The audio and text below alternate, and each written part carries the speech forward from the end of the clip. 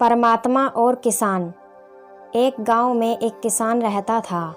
वह दिन भर खेत में मेहनत कर उसमें उपजी फसल से अपने परिवार का भरण पोषण करता था।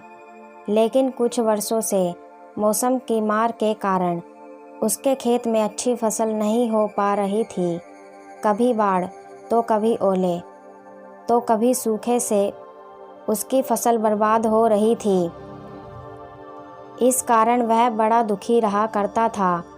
एक दिन दुखी होकर वह परमात्मा को कोस रहा था। तभी परमात्मा ने उसे दर्शन दिए और उसके दुख का कारण पूछा। किसान बोला, भगवान, आपको खेती की कोई जानकारी नहीं है। आपके कारण हर साल मेरी फसल बर्बाद हो जाती है और मेरे परिवार के सामने भूखे मरने की नौबत आ जाती है। एक साल मेरे हाथ में मौसम को नियंत्रित करने की शक्ति दे, फिर देखिए कैसे मैं फसल लहलाता हूँ और अन्न के भंडार भर देता हूँ। परमात्मा बोले, ठीक है, आज से तुम ही मौसम को नियंत्रित करो, मैं इसमें कोई दखल नहीं दूंगा। किसान बहुत खुश हुआ। उसने उस साल गेहूं की फसल बोई। मौसम का पूरा नियंत्रण उसके हाथों में था। उसने धूप पानी सब अपने हिसाब से आने दी।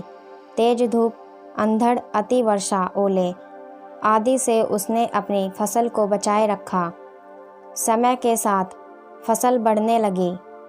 फसल देख किसान झूम उठा, क्योंकि इतनी अच्छी फसल उसके खेत में कभी हुई ही नहीं थी। जब कटाई का समय आया तो वह बहुत उत्साहित था। वह मन ही मन सोचने लगा कि अब भगवान को पता चलेगा कि फसल कैसे ली जाती है। इतने साल वे हम किसानों को यूं ही परेशान करते रहे। फसल कटाई का समय आने पर किसान ने फसल की कटाई की तो गेहूं की बालियां देख उसके होश उड़ गए। एक भी बाली के अंदर गेहूं नहीं था। वह विलाप करते हुए परमात्मा को याद करने लगा। परमात्मा प्रकट हुए तो वह बोला, हे भगवान, ये मेरी फसल को क्या हुआ? परमात्मा बोले, इस बार सब कुछ तुम्हारे नियंत्रण में था। तुमने हवा, पानी, धूप सब कुछ तो फसल के अनुकूल रखी, फिर भी वह खोखली रह गई। जानते हो क्यों? इसका कारण है कि तुमने फसल को संघर्ष का अवसर ही नहीं दिया।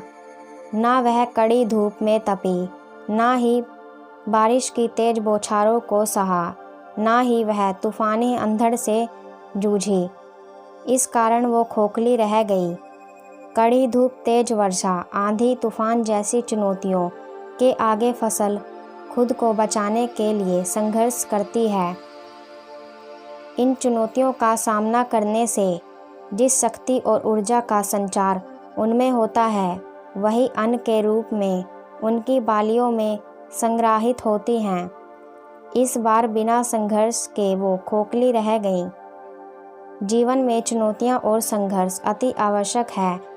चुनौतियों से जूझने और संघर्ष करने से हमें कई आंतरिक गुणों का विकास होता है।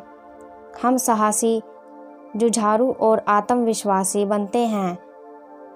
ये हमारे व्यक्तित्व और प्रतिभा के विकास में सहायक है। बिना संघर्ष के हम आंतरिक रूप से खोखले रह जाते हैं। सोना भी तपकर कुंदन बनता है।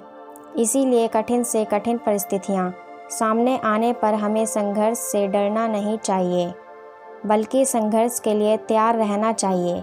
सफलता प्राप्ति का मार्ग अवश्य सरल होगा। आप सभी को मेरा नमस्ते।